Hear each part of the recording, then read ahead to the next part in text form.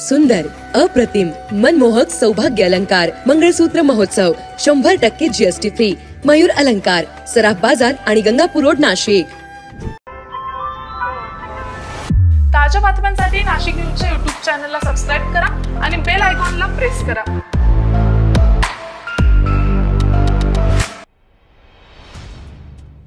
सिन्नर येथील माळेगाव औद्योगिक वसाहतीमधील हिंदुस्तान युनिलिव्हर लिमिटेड या कारखान्यातील सफाई आणि माळीकाम करणाऱ्या महिला कामगाराचा कुऱ्हाडीनं घाव घालून खून केल्याची घटना सोमवारी सकाळी 10 वाजेच्या सुमारास उघडकीस आली. शिल्पा अमोल पवार असं खून झालेल्या महिलेचं नाव आहे.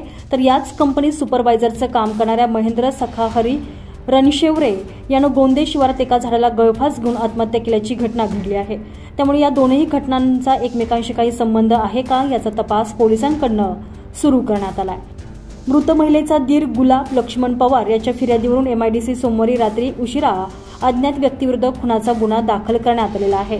शिल्पा पवार ही महिला गेल्या काही वर्षांपासून कारखान्यात झाडांची निगा आणि साफसफाईचं काम करत होती. ती सोमवारी नेहमीप्रमाणे कारखान्यात कामावर गेलेली होती. मात्र इलेक्ट्रिशियन संदीप प्रकाश भंगारडे इलेक्ट्रिक कामासाठी गेलेले असताना त्यांना महिला रक्ताच्या थारोळ्यात पडलेली दिसून आली. त्यांनी याबाबत सुरक्षा रक्षकाला माहिती दिली. घटनेची माहिती मिळताच एमआयडीसी पोलिसांनी घटनास्थळी धाव घेत महिलेस उपचारासाठी सिन्नर येथील ग्रामीण रुग्णालयात दाखल केले. मात्र तोपर्यंत तिचा मृत्यू झालेला होता. ग्रामीण रुग्णालयात शवविच्छेदनानंतर महिलेचा मृतदेह नातेवाईकांच्या ताब्यात देण्यात आलेला आहे. या घटनेचा तपास सुरू असतानाच महेंद्र रणशेवरे यानं आत्महत्या केल्याची घटना रविवारी सकाळी 7 वाजेच्या सुमारास उघडकीस आली होती. रणशेवरे यानं गोंदे शिवारात कडुनिंबाच्या झाडाला गळफास घेऊन आत्महत्या केली. या प्रकरणी Subhash Ranshevare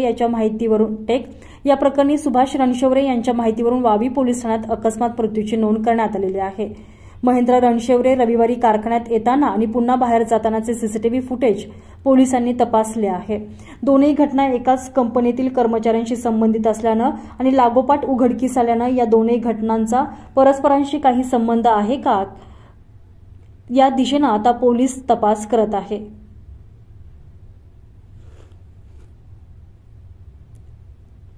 bureau report, Nashik news, Sinnar.